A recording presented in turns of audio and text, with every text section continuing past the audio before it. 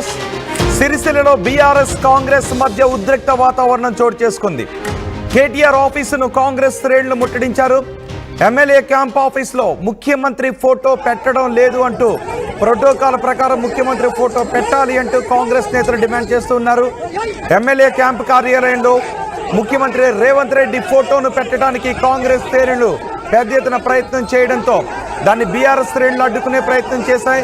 పోలీసులు కూడా అక్కడికి వచ్చి అడ్డుకునే ప్రయత్నం చేశారు. కేటీఆర్ ఆఫీసును కాంగ్రెస్ శ్రేణులు ముట్టడించారు. కార్యాలయంలో ప్రోటోకాల్ పాటించడం లేదు అంటూ ఆరోపిస్తున్నారు. ఇప్పటి వరకు సీఎం రేవంత్ రెడ్డి ఫోటో పెట్టలేదు బీఆర్ఎస్ నాయకులు. సీఎం రేవంత్ రెడ్డి తెలంగాణ తల్లి ఫోటోతో వస్తున్నా అంటూ కాంగ్రెస్ నాయకులు చెప్తున్నారు. సీఎం రేవంత్ రెడ్డి తెలంగాణ తల్లి ఫోటోను తీసుకుని కాంగ్రెస్ నాయకులు కేటీఆర్ కార్యాలయం దగ్గరకు బీఆర్ఎస్ కార్యాలయం దగ్గరకు వస్తున్నారు. సిరిసిల్లలో ఎమ్మెల్యే క్యాంప్ కార్యాలయం దగ్గరకు వస్తూ ఉన్న కాంగ్రెస్ శ్రేణులను పోలీసులు అడ్డుకున్నారు. సీఎం రేవంత్ ఫోటో పగిలిపోవడంతో కాంగ్రెస్ నాయకులు రగిలిపోయారు. దీంతో ఇరు వర్గాల మధ్య తోపులాట చోటు చేసుకుంది. పోలీసులు లాఠీ చార్జ్ కూడా చేశారు. టౌన్ సిఐకు బీఆర్ఎస్ కార్యకర్తలకు కూడా ఈ ఘటనలో గాయాలైనట్టుగా తెలుస్తోంది. అక్కడ ఆందోళన చేస్తున్న వాళ్ళందరినీ కూడా పోలీసులు వ్యాన్ లో తరలిస్తున్న దృశ్యాలు ఇప్పుడు మీరు ఆర్టీవీ స్క్రీన్ పైన చూస్తున్నారు. ఒకసారి అక్కడ ఆడియో విందాం.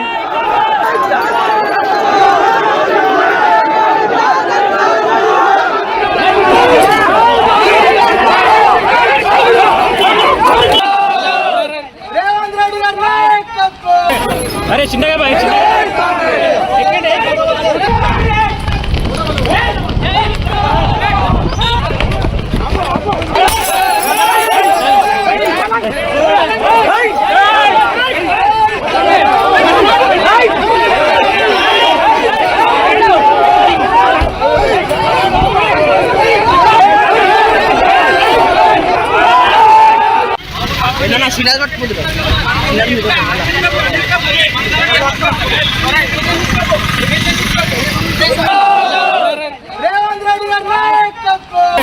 अरे चिंता भाई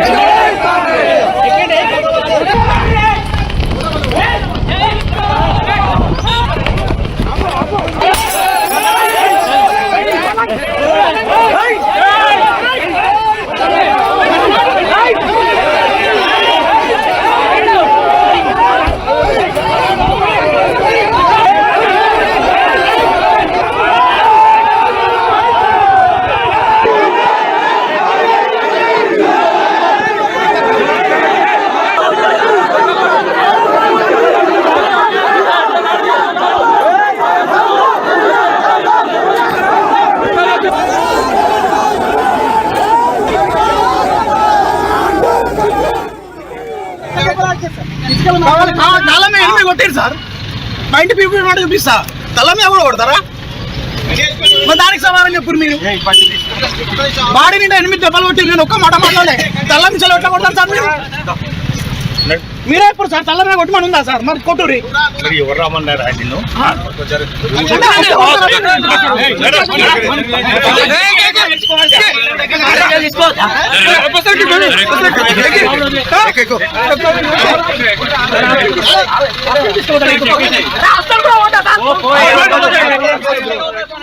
సిరిసిల్లలో ఎమ్మెల్యే క్యాంప్ కార్యాలయంలో రేవంత్ రెడ్డి ఫోటోను తెలంగాణ తల్లి ఫోటోను పెట్టడానికి వస్తున్న కాంగ్రెస్ నేతలను బీఆర్ఎస్ నేతలు కూడా అడ్డుకున్నారు. దీంతో ఇరు వర్గాల మధ్య తోపులాట జరిగింది. పోలీసులు అక్కడికి వచ్చి లాఠీ చార్జ్ కూడా చేశారు.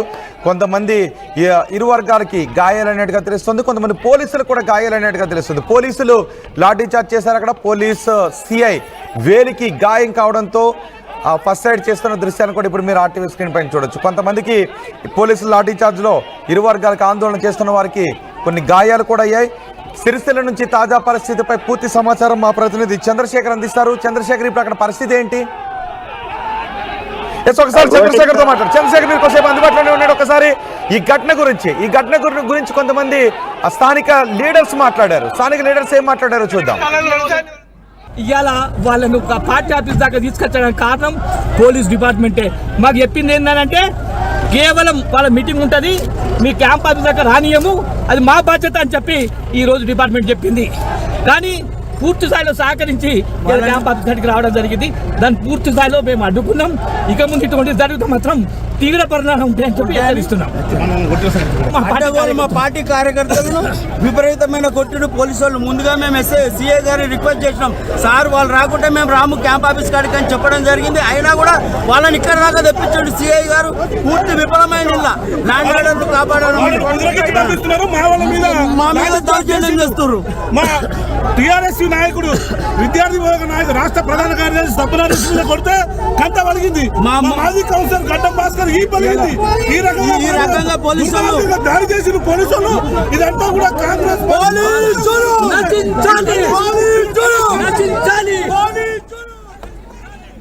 ఆందోళన చేయడానికి వస్తున్న కాంగ్రెస్ కార్యకర్తలను ఎమ్మెల్యే క్యాంప్ కార్యాలయం వరకు పోలీసులే రానిచ్చారు. ఈ ఉద్రిక్త పరిస్థితుల కారణం పోలీసులే అని బీఆర్ఎస్ నాయకులు అంటున్నారు.